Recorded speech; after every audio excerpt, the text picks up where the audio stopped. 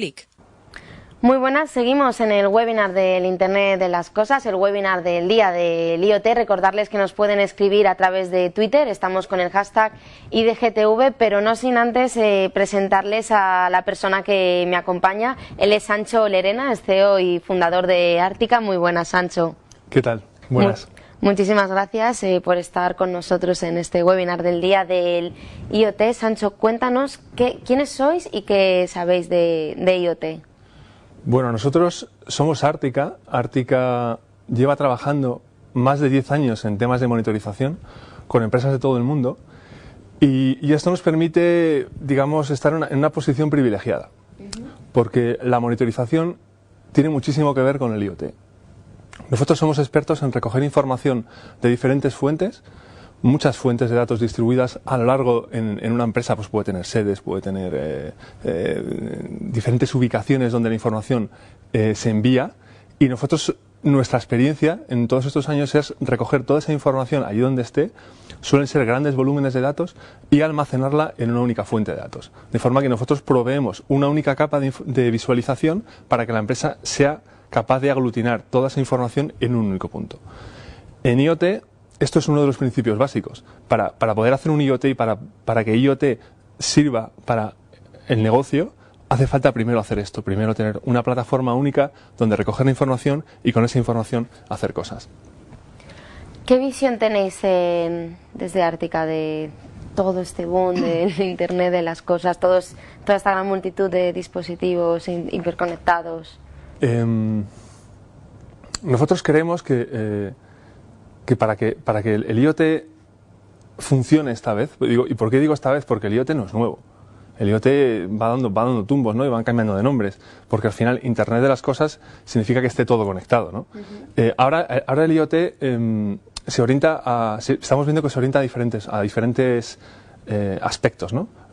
Pero realmente nosotros creemos que para que funcione el IoT, para que realmente genere negocio, hay que tener en cuenta que tiene que tener una escala masiva.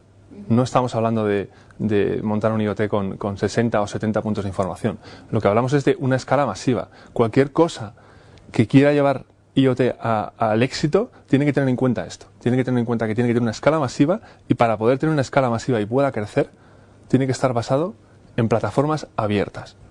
Cuando digo plataformas abiertas me refiero tanto a plataformas de software como plataformas de hardware.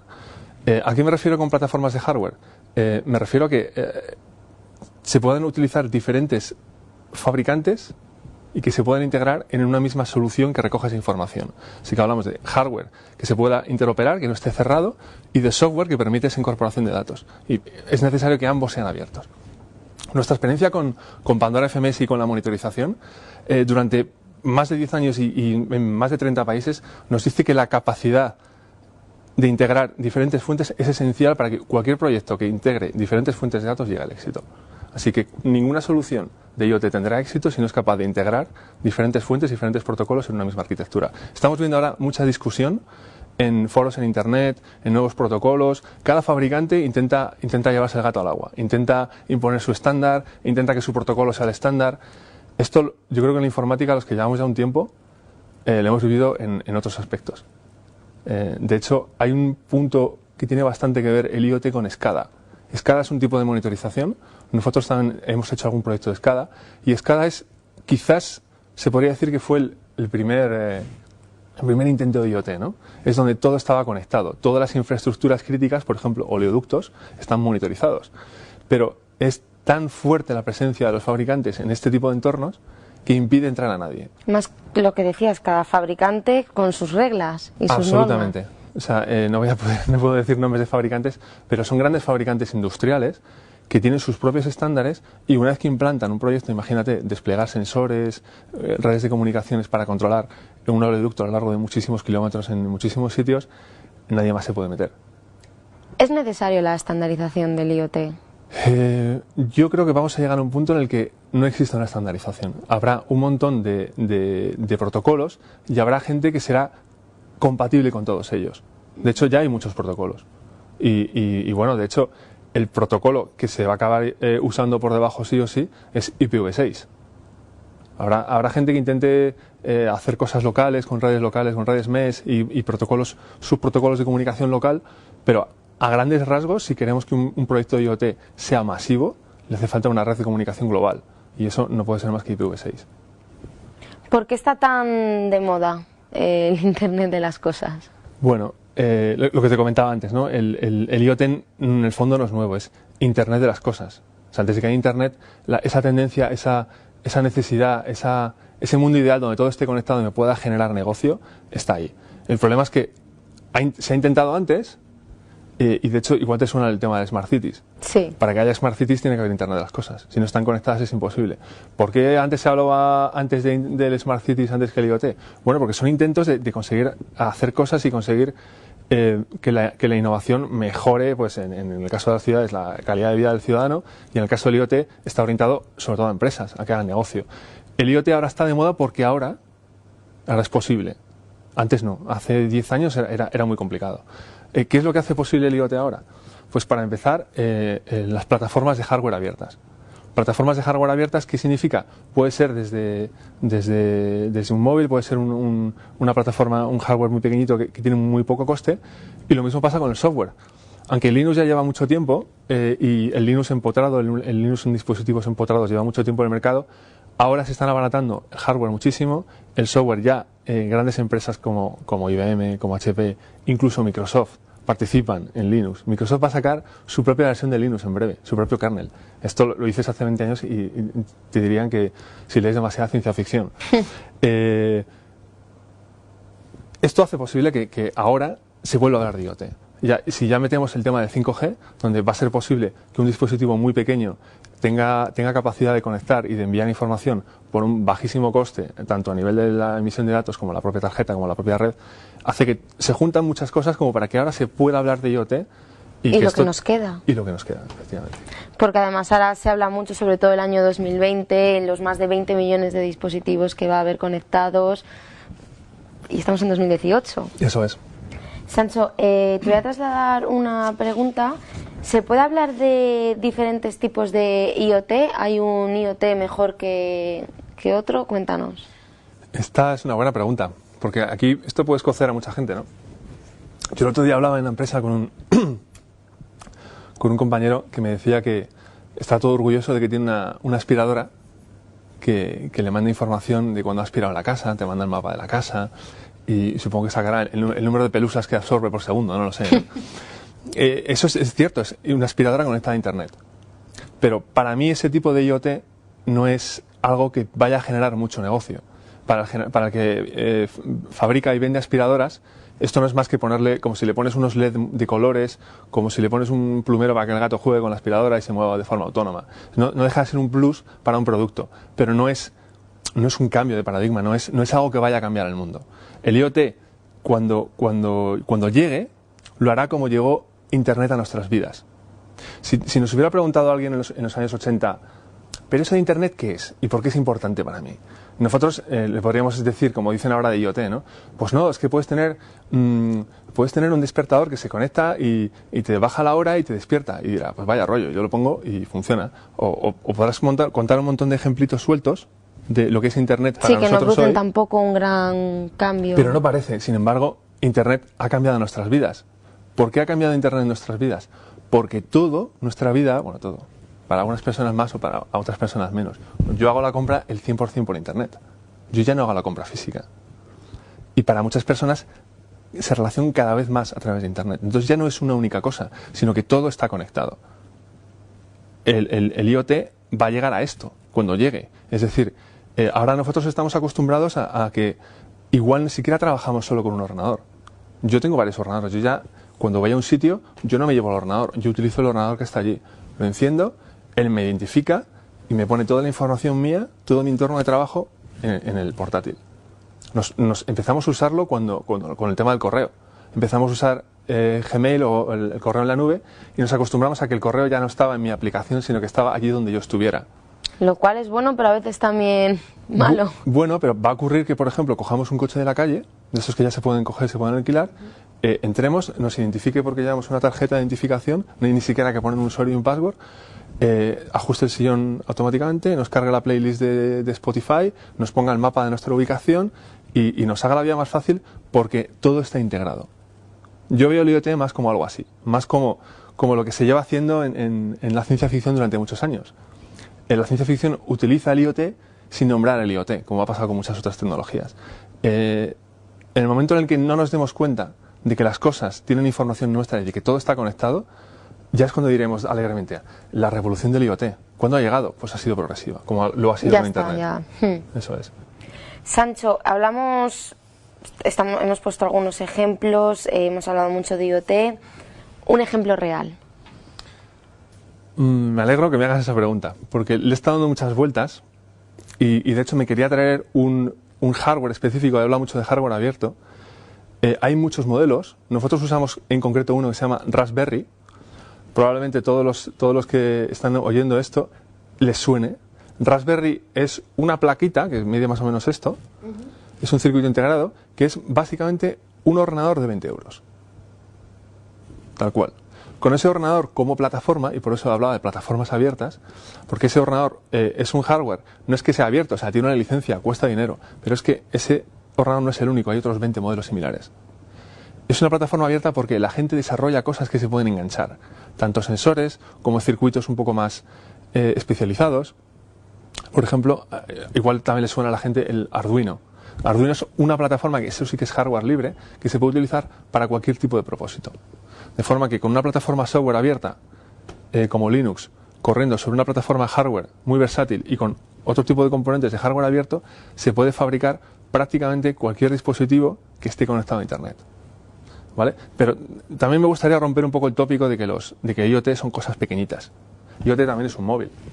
Un móvil muy barato con Android puede ejecutar un agente. Nosotros tenemos un agente de Pandora para móviles, para Android, que recoge la información de todos los móviles de una organización, por ejemplo, de 40.000 usuarios. Tenemos aquí un cliente en España que tiene sedes en toda España y tenemos toda la información de sus móviles, de forma que cuando alguien pregunta ¿dónde está fulanito?, nosotros sabemos por el móvil dónde está, sabemos qué consume de batería, etcétera. Eso también es IoT, porque son cosas muy pequeñas que están siempre conectadas a Internet enviando información. Todos hemos oído hablar de esas historias de miedo. Da miedo, ¿eh? Da miedo es pensar que esto tiene muchos sensores de presencia, tiene un micrófono, se está escuchando, el móvil sabe dónde estamos, sabe cuántas llamadas hemos recibido, cuáles no hemos contestado, cuántos SMS, el uso que le hemos dado. Toda esa información está ahí y ahora mismo nosotros ya la estamos sacando.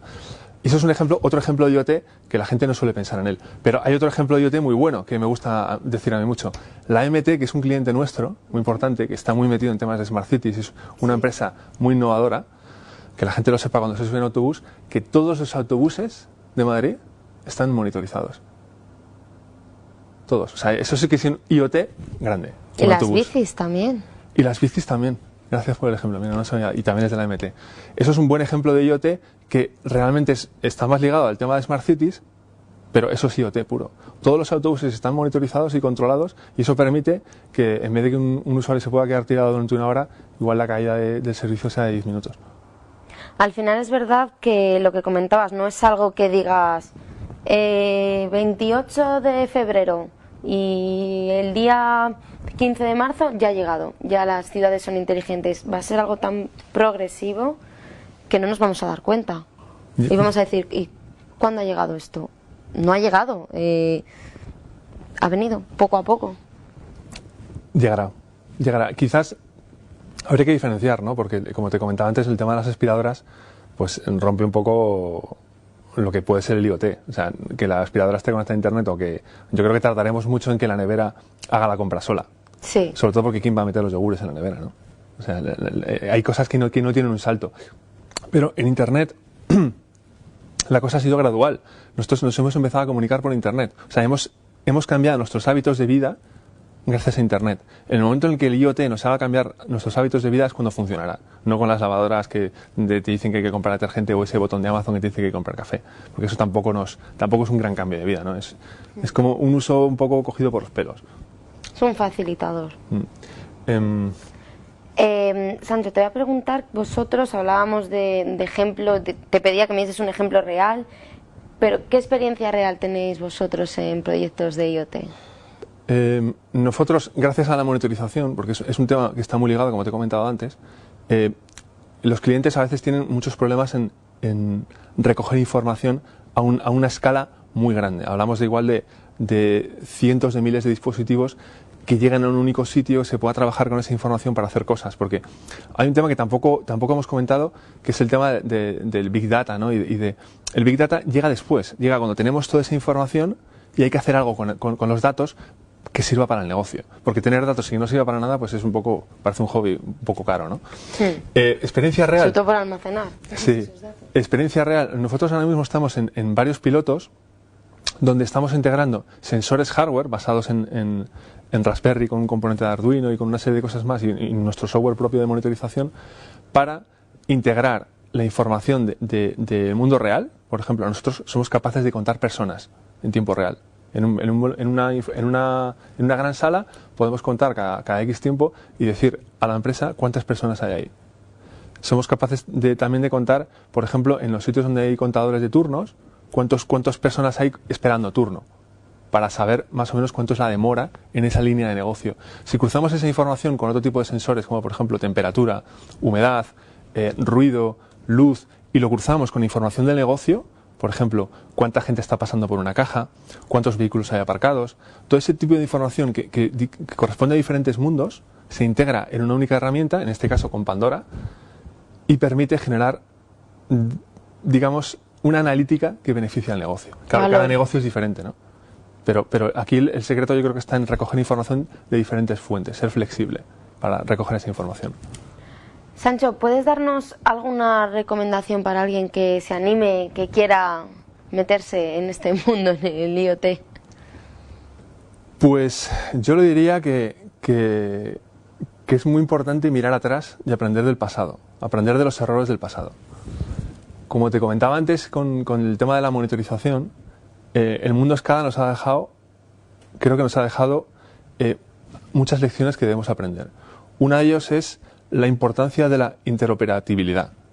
Es decir, que diferentes fabricantes se les obligue de antemano a ser transparentes, a detallar sus protocolos, a abrir sus especificaciones, de forma que el día de mañana un proyecto de IoT no se convierta en una torre de Babel.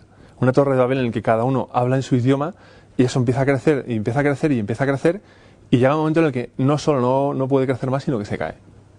En muchos proyectos con fabricantes de hardware ocurre eso, tanto en SCADA como en monitorización industrial de otros tipos.